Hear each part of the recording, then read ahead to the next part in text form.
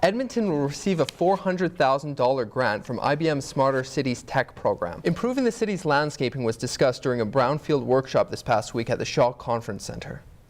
Edmonton Public Schools are taking initiative against the discrimination of gay, bisexual, and transgendered students and staff.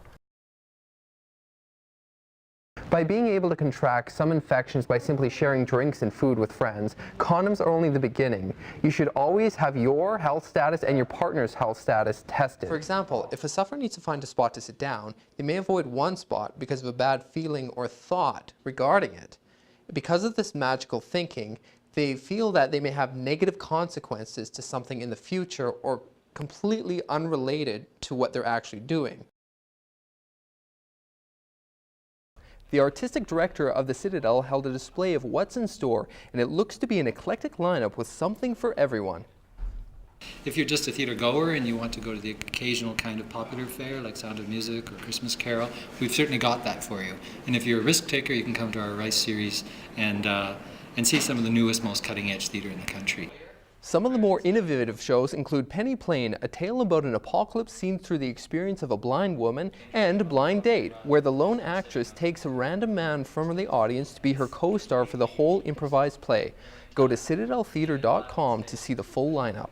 Tony Award winner Ben Vereen spoke to the young performers to help guide them on their choice to infuse art into their life. Because art cannot be suppressed. It's going to make its way.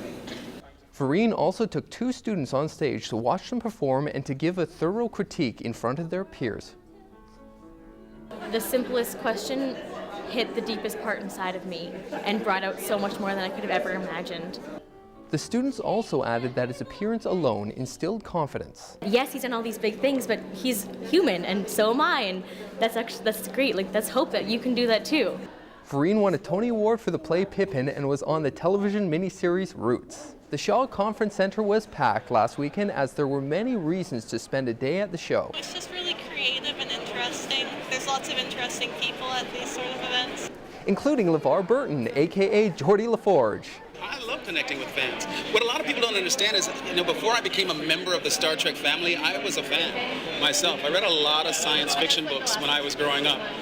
And some favorite characters, or at least people dressed like them.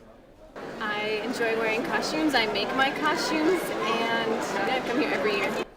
Some went the more permanent route with tattoos. With a multitude of displays, art, and artists, the event was a success and will be returning in 2012.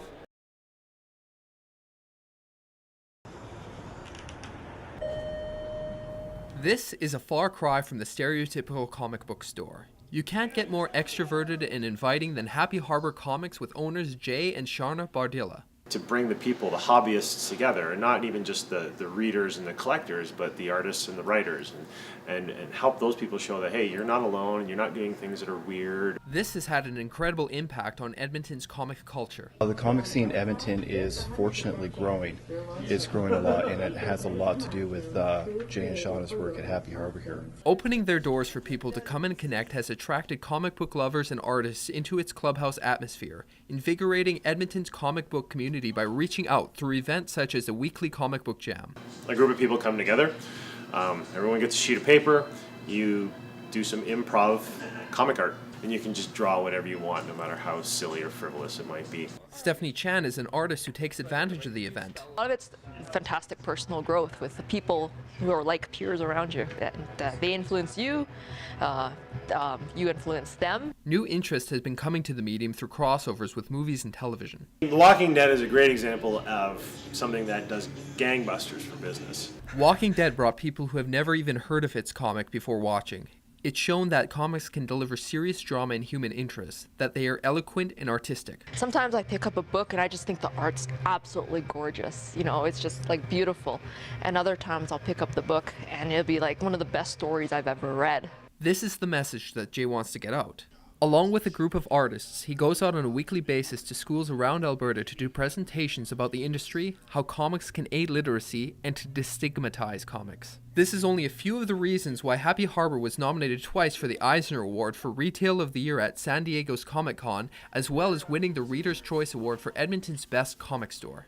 Jay knows comics and may know what's behind the comic book store stereotype. A lot of owners tend to be fanboys, so their business savvy with their passion doesn't always quite balance out too well. I'm Graham McCann for Nate News Watch.